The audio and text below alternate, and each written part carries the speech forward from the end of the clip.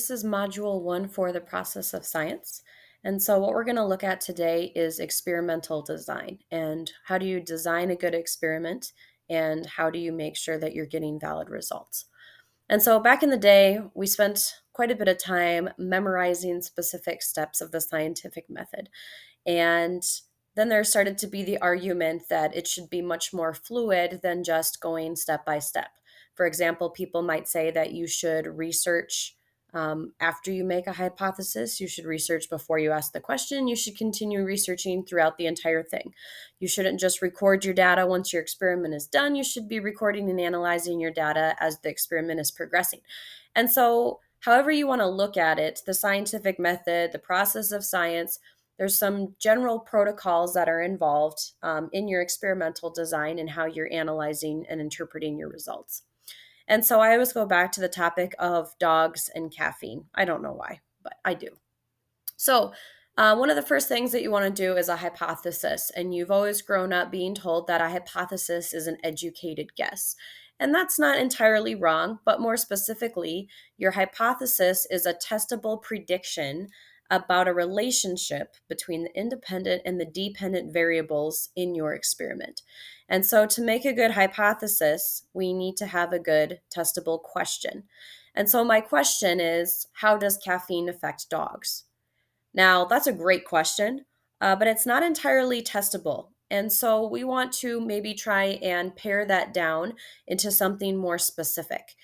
Because how caffeine affects dogs, I could be looking at hyperactivity, I could be looking at frequency of urination, I could be looking at many different things. And so, more specifically, in the experiment that I'm going to design today, I want to know, does caffeine cause an increase in dog heart rate? Because that presumably happens in humans. I want to know if caffeine has the same effect on a dog's nervous system. And so, how am I going to test that? Well, again, hypothesis, predicted relationship between the independent and dependent variables. This requires me to take a step back and review what are independent and dependent variables. To begin, independent variables, there's lots of different interpretations and definitions out there, but I remember it as what are we intentionally changing or allowing to change as the experiment progresses. And so, depending on what you are testing, your independent variable might be you changing the concentration of a substrate. Maybe you're doing an enzyme experiment. If you're doing something with photosynthesis, perhaps you are intentionally changing the amount of light that's available for growth. And sometimes your independent variable is just time. You're allowing time to elapse and observing what's happening. So that's an independent variable. The next one is a dependent variable. I think of this as something that we are measuring or observing during the experiment. We're wanting to know, how is this particular variable being affected?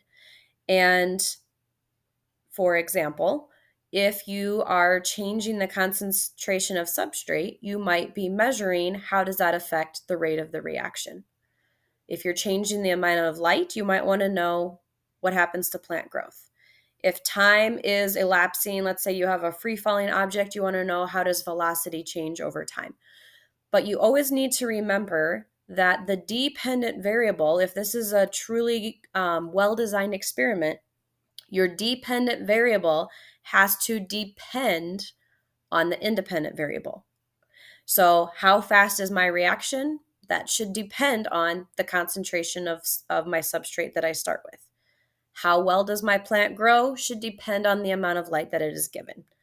How fast is my object going? Well, that should depend on how long has it been in free fall.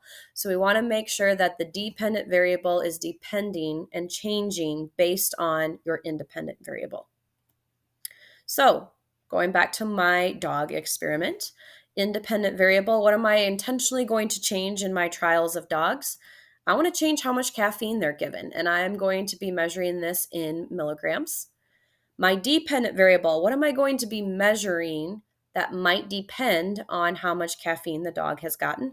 I'm going to measure heart rate. I'm going to measure it in beats per minute.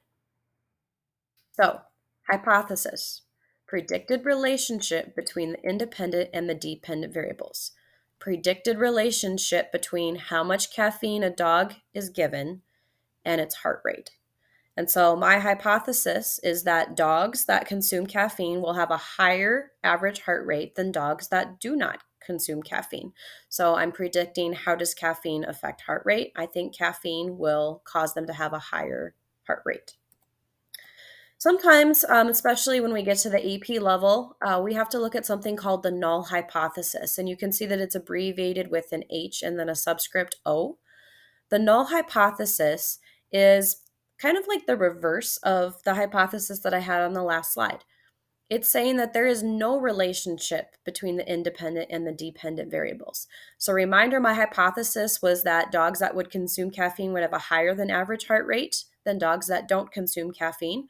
My null hypothesis basically says there's no relationship between caffeine consumption and dog heart rate. So, no significant difference between the average heart rate of dogs that consume caffeine and dogs that do not. That is my null hypothesis. And that really seems kind of unneeded at this point. But when we get to crunching the numbers and running statistical analysis after our experiment, the null hypothesis will be much more important. All right, so I've got an independent variable, a dependent variable. I also need to consider, when possible, a control. A control is going to be a trial or a situation in which the independent variable is removed or unchanged. And so the reason that we need these controlled variables are kind of for comparison. If you can say, here is an untreated group, here is a normal, we could compare experimental trials to, that would be our control.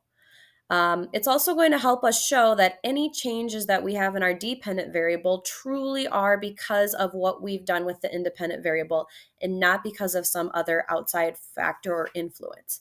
And so when I think about my dog experiment, how could I, or when could I, remove the independent variable?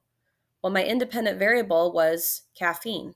So I want to have a control group in which the dogs are having their heart rate tested without any sort of caffeine added to them.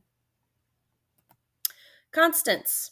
Sometimes people get controls and constants mixed up. Constants are things that you keep constant, you keep them fixed. So we do not want to change these, whether it's the control group or the experimental groups, whether it's multiple experimental groups. We want to try and keep things as same as much as possible so that any changes truly are, again, attributed to the independent variable influencing the dependent variable. So when I think about my dogs, what are some things that I need to keep the same?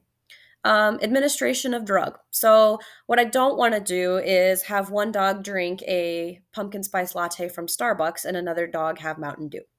Obviously, you're changing more than just caffeine there. You're changing sugar content and lots of other things. Do I want to inject caffeine directly into their bloodstream? Do I want to give them a powdered form of caffeine, which is apparently a thing now, and it sounds like a terrible idea? Breeds of dogs. Different breeds of dogs may respond differently. Same with age of dog, size of dog, time of the day that the caffeine is given.